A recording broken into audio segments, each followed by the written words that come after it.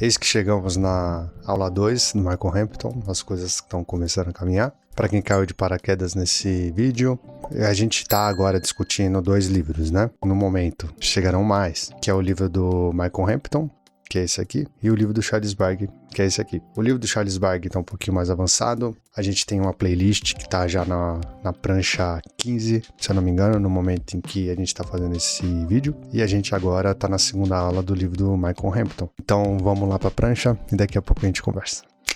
Então é isso aí, vamos dar continuidade para os nossos estudos do livro do Michael Hampton.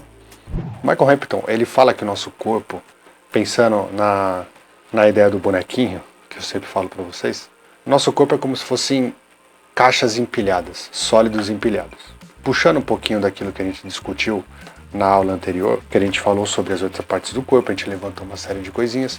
Então a gente vê que a gente tem 3 partes sólidas, 3 caixas sólidas, uma empilhada em cima da outra. E como é que elas se empilham, né? Elas se empilham entre formas passivas e formas ativas, que ele fala, né? As formas ativas são as formas mais sólidas e as formas passivas são balanceadas pelas áreas maleáveis, que a gente fala que são os músculos, a pele, os órgãos, são as formas maleáveis. E aqui a perna é importante a gente dizer, né? Que ela faz no formato de S, que é justamente para você conseguir se equilibrar, para você conseguir balancear esse peso, né?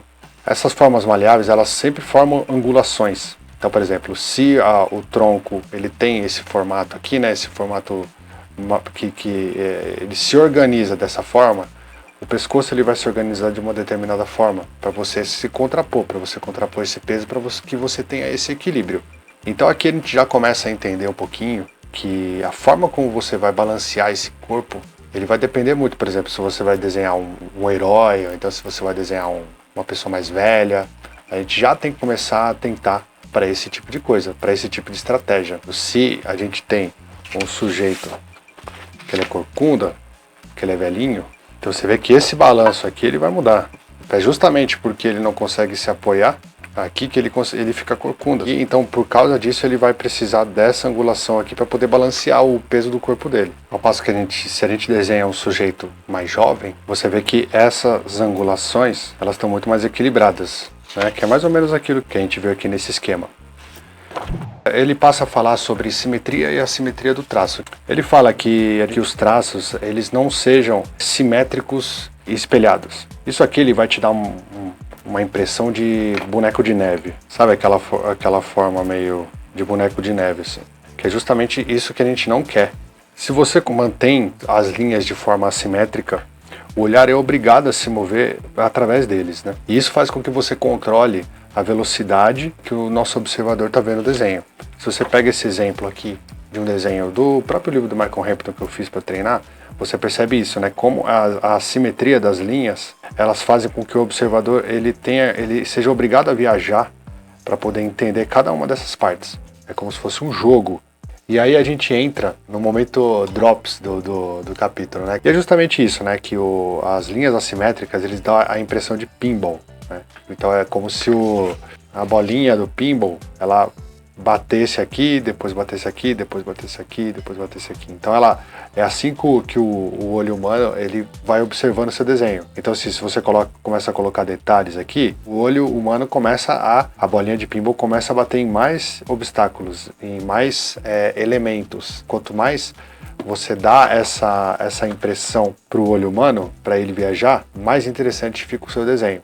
Então a gente já entendeu que as linhas paralelas elas prejudicam um pouco essa harmonia que a gente quer dar para o desenho, essa harmonia, esse balanço, e que as linhas assimétricas elas vão justamente te ajudar a dar essa impressão de balanço para o seu desenho e fazer com que o seu desenho fique mais interessante.